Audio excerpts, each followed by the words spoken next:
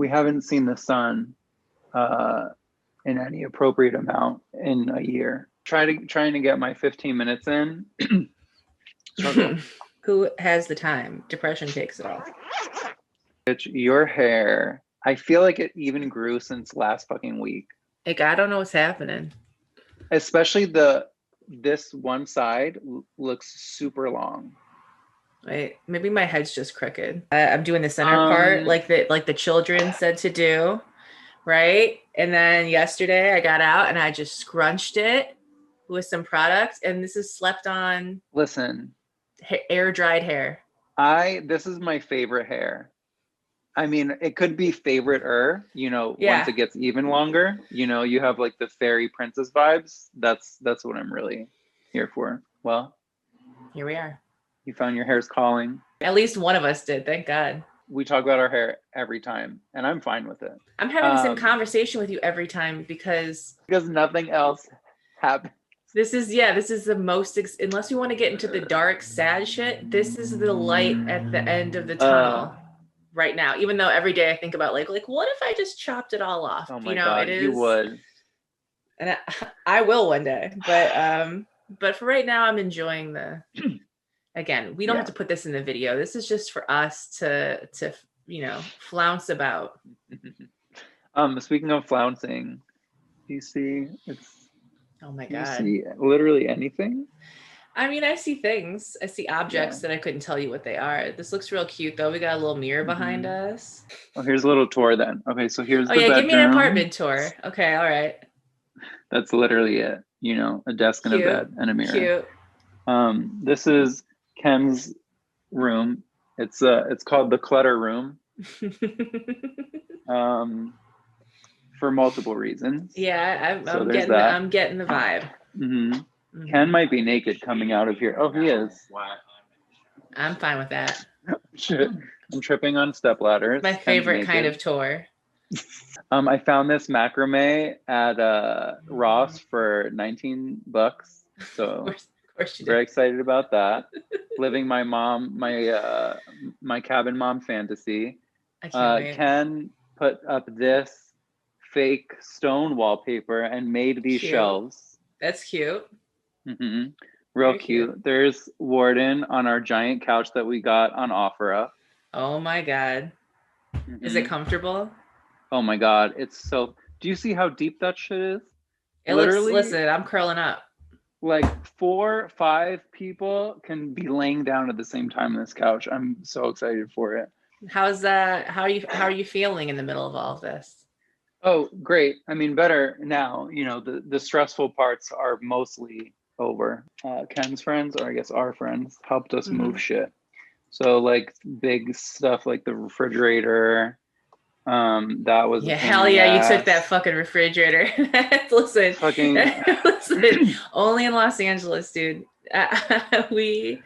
I won't be leaving with the refrigerator, obviously, but I would spitefully love to take it when we leave here because it was not here when we arrived. First city I've ever lived where it was like, oh, refrigerator.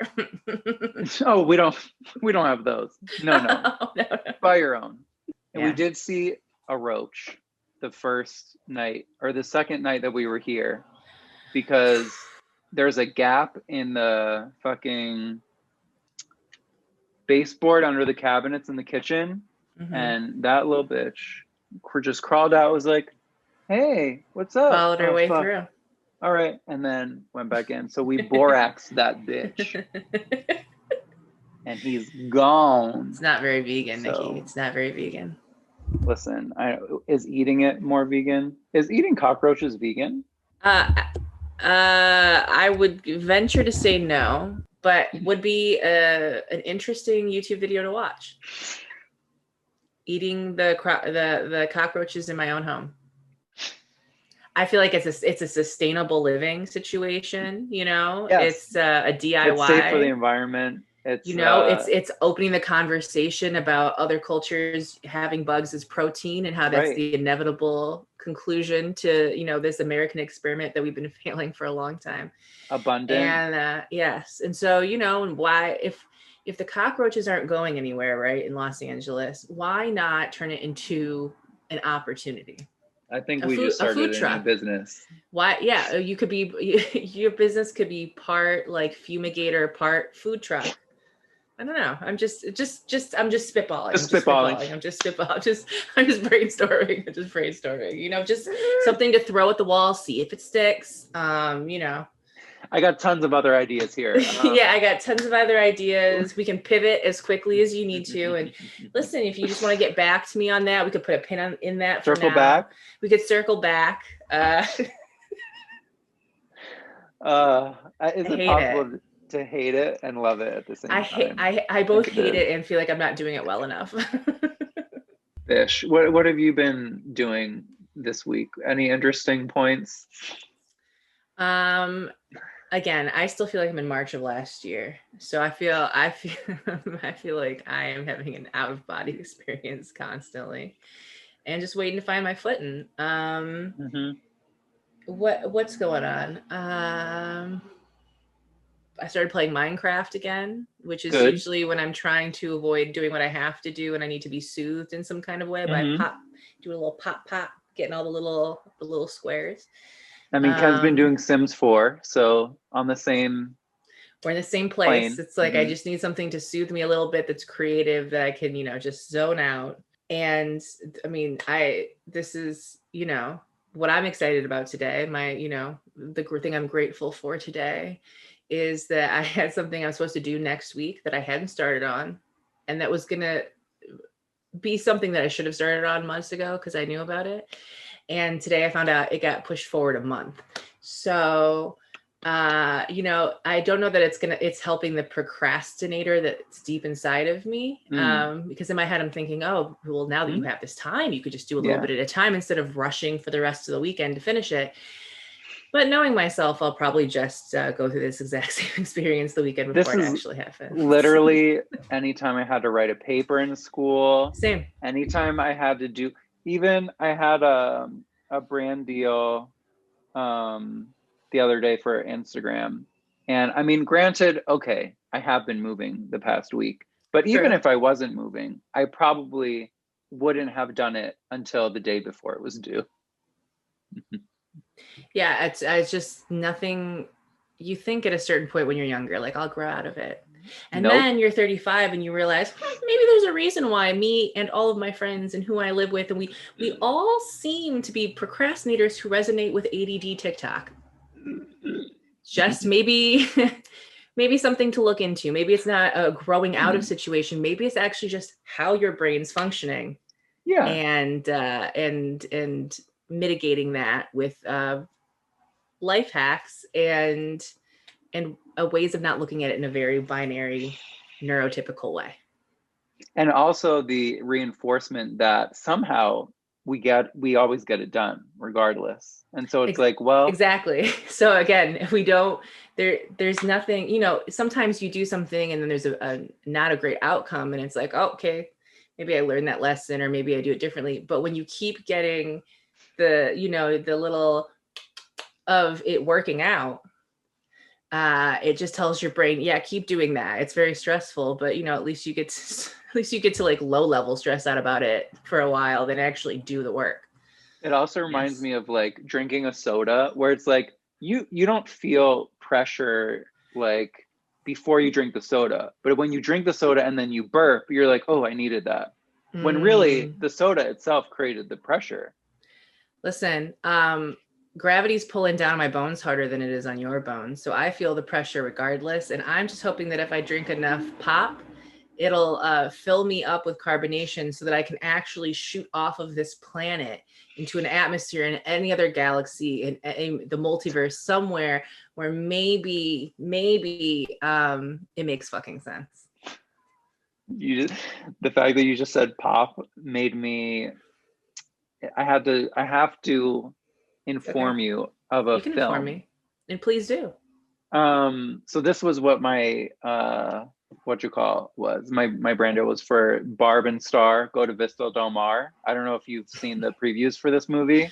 I can already tell you I would be struggling to say that title. A Midwestern dream. Why was I not contacted for the Midwestern opportunity? God, You better hit up someone and let them know. You got Midwest right here. You're actually encroaching on my opportunities right now. It's Kristen Wiig. So it's going to be random, and it is. And it's literally there are so many scenes where you're like, what the fuck is going on, in the best way, and I cannot wait for you and Daddy to watch it. I finished watching I May Destroy You. Oh yes, I have yet to start. This is the show I downloaded HBO Max for like a year ago. Yeah. And then I put it off because I was like, you know what? I just know it's going to be, I just have a sense of the way people are talking about it and the premise of the show. It might be a lot. And it was. And I watched the first episode a while ago. And then I started again. And I had to take breaks in between each episode. I had to do a few laps around the house. Every episode I felt like, even if it didn't end like in a tragic way necessarily, the episodes, but like I still had to be like, just like a deep breath and just like a moment of reflection, just sitting there quietly for 5 to 10 minutes and starting the new one. And it's not a show you should binge watch, but after sitting and spacing out, episodes for months, I decided to watch the final 6 within the span of a day. So still processing it. It was a lot. It was a really good show. Still doing your hee-hee-hoos? Hee-hee-hoos. And my Midwestern hee-hee-hoos. And the great thing about Midwestern accent is just like your mouth, your tongue really never leaves, it doesn't go too far. From the top of your mouth. It's just, you gotta keep it tight. You keep it tight so the cold air can't get in for too long. No. And yeah. Keep that homeostasis. Yeah, homeostasis. I highly recommend I May Destroy You. And oh God, yeah, it's just, I don't even know I have to rewatch it. It's so good. And there's so much subtle stuff that happens. The acting is so good. The writing is so good. And I love Michaela Cole, so I know it's going to be good. I just have been, you're going to love it. And it does such a good job of pointing out all these little ways that we don't even necessarily, a lot of people don't even think about consent. And like how, there are scenes where it's like, you're dealing with someone who's a victim of a sexual crime. But then they're like with their friend, and their friend's like sending them nudes of someone they're sleeping with without that person's consent. And it's like, and so it just like, it brings this sort of like, and it drags influence culture. It like that. I saw so much of myself reflected in like a scary way of when you're dealing with trauma and you're trying to, and then all of a sudden you end up in this place where you're telling other people and like, oh, this is what you should do, or you're trying to like vindicate other people's experiences. And yeah, I've like now. Oh, excuse me. Hello, ma'am. She's just agreeing. Ma'am? She's like, yeah, you're right. And then, like now every time I go to like post something on my stories or whatever, you go from that silence of like nothing's happening, and then all of a sudden you like snap into talking to something, and then you put the phone down and you're like staring at it. They show so much of that on this show that I just like, this might be the show that gets me off the internet. This is all before you want to actually get into the episode, or? Yeah, we can do that. All right.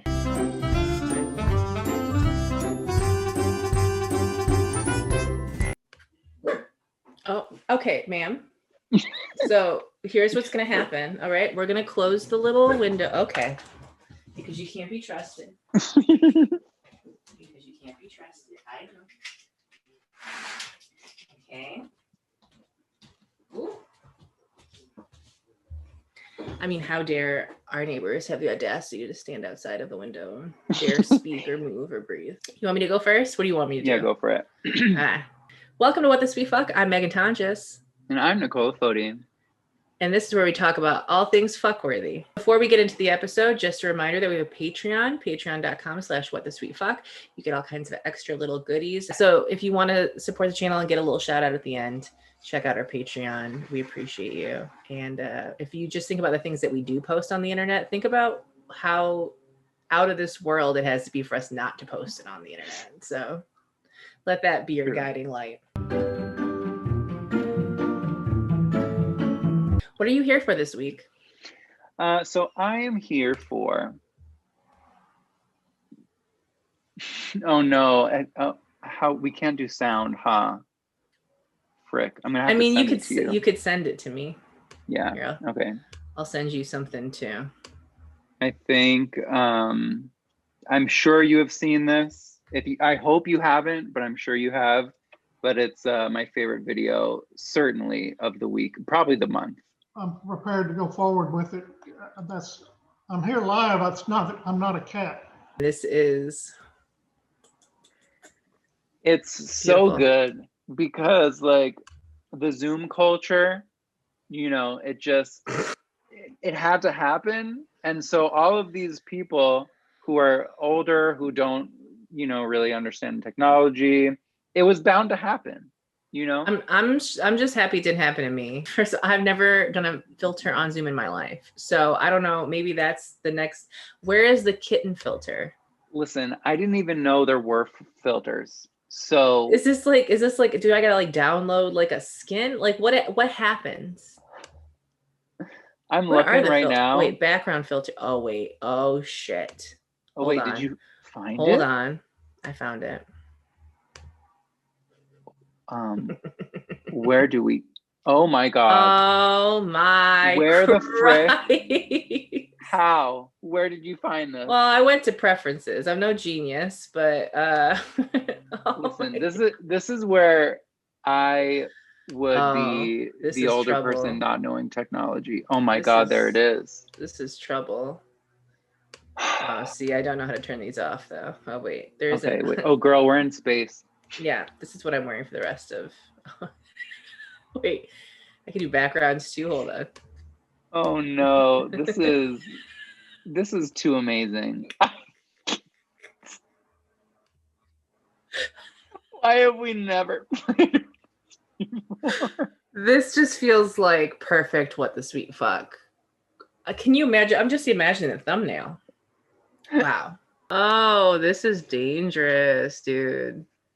Wow. Oh, you're lucky I cleaned off this computer because cute little frame. It would be no. what if I just had myself? Amazing.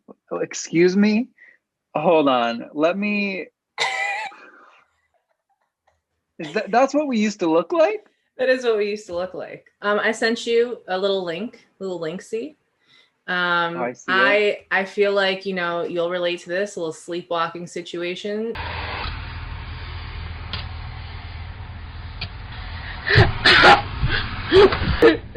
Just want.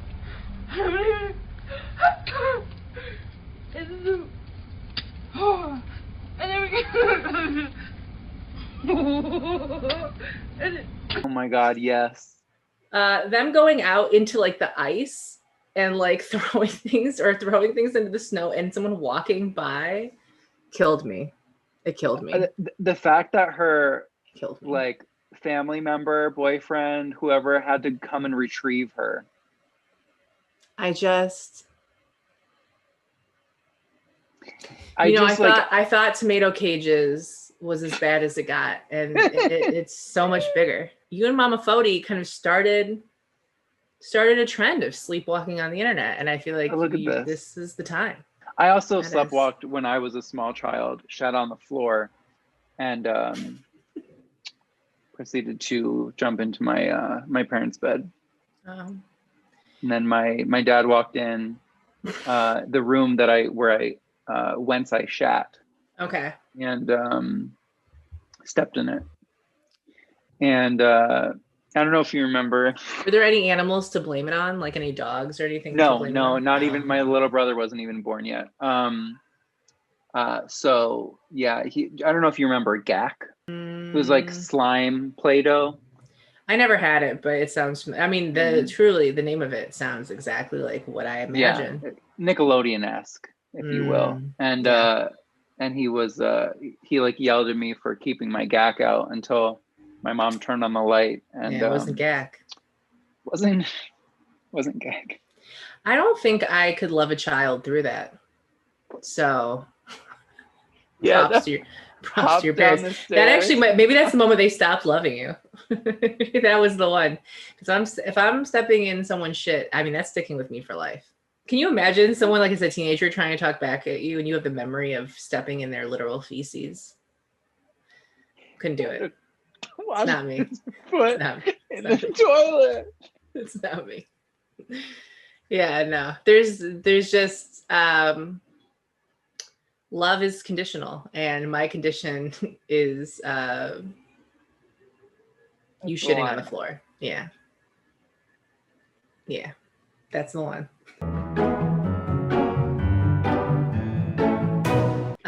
The other day, Charisma Carpenter from Buffy came out, talked about her experience on the set of Buffy and Angel, especially around her pregnancy. Ooh, trash trucks. Love that. Love it. Beautiful. Perfect. As a Buffy Angel fan, and as someone who recently, like, I stopped watching Angel about season 3. I think season 3 really hurt me a lot, and I had to take a break. The way her character left was so jarring and weird, and it was clear something had happened. And not only were message boards talking about this for years, sort of trying to figure out what had gone on related to her pregnancy, but she had done an interview that I remember one night I was going down like a Wikipedia hole and found, and without naming Joss, pretty like a lot of these facts in her account were in that interview. I feel like I got, you definitely, there was no holding back. And so, but I, her coming out and confirming this and sort of adding to the Ray Fisher situation has opened up an entire wave of things that I'm sure only at the beginning, because not only did she come out, but 3 other actresses from Buffy came out, including Sarah Michelle Gellar herself, who said, I'm very happy for my name to be associated with Buffy Summers, but I do not want the rest of my life to be spent being attached to Joss Whedon. And that's all I'll say. And then Amber Benson jumped in, who played Tara, and was like, yep, it was a toxic work environment, and that started from the top, and I stand with Sarah. And then Michelle Trachtenberg, in a caption on Instagram, said, basically alluded to him being inappropriate with her, who she was like 16, 17 on set. Oh, I didn't know. I only knew Charisma Carpenter had released a statement on Twitter. I didn't know everyone else did. Hello? When I was younger watching this show, and as it came to an end, there was a lot of and this happens to a lot of women in Hollywood, right? Where it's like you kind of get posed to be this bitch and this like really hard to work with. And I feel like Sarah Michelle Gellar got that sort of rap. And now looking back at it, I think, how much of that is connected to what was going on set. And I remember thinking that about Charisma Carpenter, or hearing that about her. Same thing with Charisma. So, but yeah, you have someone that's given you 8-9 years of their life on a show, on multiple shows, and they may get pregnant. They may have a family. There's so many ways that shows work around this. So for him to use that as a way to possibly further abuse her, it's unfortunate. Yeah. And listen, all of this stuff, especially with everything that's happening now, and people feeling less inhibited about coming up and telling their truth and their experience, this stuff's coming to the light. And so I'm sure a lot of people in Hollywood are nervous. Oh yeah. I mean, as they should be. It's weird, right? Like you treat people a certain way, and then they might say how you treated them. And God bless. And he just has a new show coming out that I think he just had to walk away from, or that I don't even know about that. But I also follow like a little gossip account on the Instagrams, and I think someone wrote in alluding to some of the similar stuff that's happened in those statements has been happening on the set of that show before he left. So I'm sure this is only the beginning of these things coming out. It's unfortunate because for many different reasons. And I think people are having, I'm watching people that are having a reaction to it that really looked at Joss as, creative sort of inspiration. And luckily, or not so luckily for me, as a woman existing in this world and in this industry, I don't put men on pedestals at all, especially men working in this, in Hollywood. So I feel like I didn't lose anything in that regard. Because those shows they still exist, and they were a combination of many different people. The actors on that show did really great work, and it's like, oh, you weren't even being supported on set, and so no wonder you weren't coming to the wrap parties at the end, and no wonder you were talking about this so flippantly or not at all in interviews. And we just had no idea what was going on. When people feel comfortable finally sharing their experiences, I feel like that's really important in healing. Whether you share that publicly or you share that with friends or however that is, but clearly whatever was going on was being held on to in a way that was physically affecting her. And so for so long, if that's the first step in sort of unburdening herself with that information and that experience being that experience sort of being one that's across a lot of different people that have worked with him, I'm happy for those people to sort of connect with each other and find out that their experiences are much bigger than one moment in time. One moment in time, I loved Cordy. Cordy was one of my favorite characters. She was my favorite in the beginning. Yes. And then, the things they did on Angel season 3 just really. Yeah, I still need to watch Angel. Yeah, but be disappointed with the rest of us.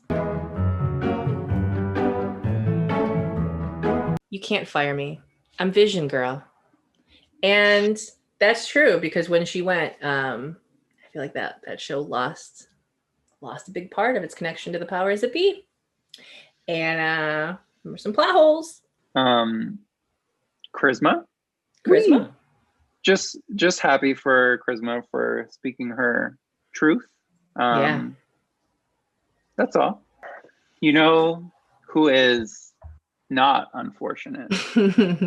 I mean, depends. It depends on who you're asking. These BB. They are the most fortunate. Fortunate because they get to see us. A blessing. Right. So we want to give to Heather Snitch Farrelloides. Heather, shut the fuck up, Snitch. Jeremy Shawshank Redemption. Joan of Arcadia, Joan of my heart. Shannon Lemon. Shannon la la la la la la, so sweet, so tart lemon. And William Harvale. William say no shit Harvale. We also want to thank all the BBs here, including Alexandra Eels. Alexandra, just swimming in the sea of my heart, eels. Cat Hart. Cat, cutting right through the bullshit in my heart. Jennifer Best. Jennifer, be best, please help us. Cat Waterflame. Cat, just fucking sounded like a superhero. Waterflame. Stephanie. And Roberto XS. Roberto 3XL, 5XL, 20XL, XS. We also want to thank all the BBs you see on the screen and the BBs you don't see who are ghost BBs. If you'd like to join them and us in the afterlife, please visit patreon.com/whatthesweetfuck. Boo, bitches. What a lovely day. What a lovely way. I guess I should probably take this pizza off my head. I mean, maybe there's something. I mean, wait, hold on. We got Christmas lights. Ooh, that's cute. Wait. I like all this shit. Oh, excuse me. Wow. Oh, it's really. Oh, wow. It's the what the sweet fuck intro. Wow. Where did you? Are you editing with Zoom filters? Why does this all look like your fucking thumbnails? You can find us most everywhere. Find us places, and also another episode on the What the Sweet Fuck channel, which is WTSF. Just type it in your little typey thing, and you'll see it. It'll be there. Listen, if you want to see us badly enough, you'll figure it out, and if you don't, it's because you weren't worthy of it. So the choice is yours. The decision is yours. The algorithm responds to you. So get it together. Yeah. Do you want to make me sad? Because I don't want to be sad. Even bigger than that, do you want to make yourself sad? Because there's so little joy and serotonin to go around, and I just feel like you're missing out on an opportunity. So let's put a pin in this for later. Let's circle back around to it, and maybe we can meet up together next week at like around this time, and you can tell me, you know, what you envision for this collaboration. Yeah, let me know your thoughts.